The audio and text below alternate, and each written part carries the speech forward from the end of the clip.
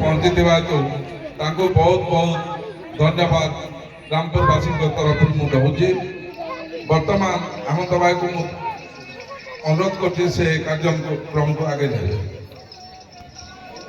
ବର୍ତ୍ତମାନ ନିବେଦନ କରିବି ଆଜିର କାର୍ଯ୍ୟକ୍ରମର ମୁଖ୍ୟ ଅତିଥି ନର୍ଲା ନିର୍ବାଚନ ମଣ୍ଡଳୀର ବିଧାୟକ ପ୍ରାର୍ଥିନୀ ଶ୍ରୀମତୀ ମନୋରମା ମହାନ୍ତି ମହୋଦୟାଙ୍କୁ ସେ ଆପଣମାନଙ୍କ ଉଦ୍ଦେଶ୍ୟରେ ନିଜର ବକ୍ତବ୍ୟ ରଖିବେ। ଶ୍ରୀମତୀ ମହାନ୍ତି ମହୋଦୟା।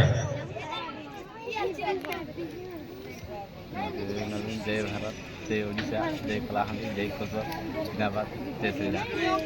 जय श्री राम। जय श्री राम।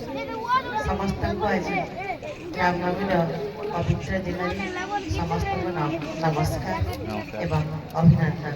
धन्यवाद। बहुत खुशी लगे आपण मान देखी एते भीड़ बापरे भावी नी रामनवमी एते जगह बुली किंतु रामपुर एते भीड़ एते माँ संख्या तो बहुत अच्छा चारिजुआड़ देखु सबुआड़े माँ मान भीड़ रही बहुत खुशी लगे। आज तार द्वितीय दिन कल लास्ट अच्छी आज भगवान का आशीर्वाद ना पाई मुझे आपण भगवान का आशीर्वाद मिलू। भगवान करूँ आप समस्त बहुत भल रुहतु आप परिवार भल रुहतु।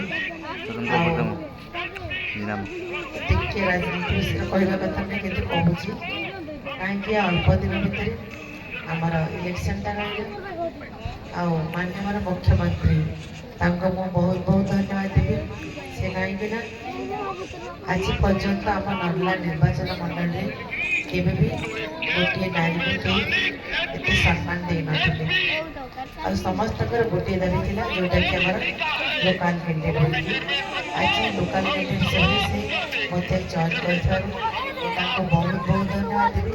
किंतु मते चयन करछन्ती किंतु ए जो गुरु दायित्वटा केवल मोर नुहे आपण समस्त आ सब माँ मान कहीं माननीय मुख्यमंत्री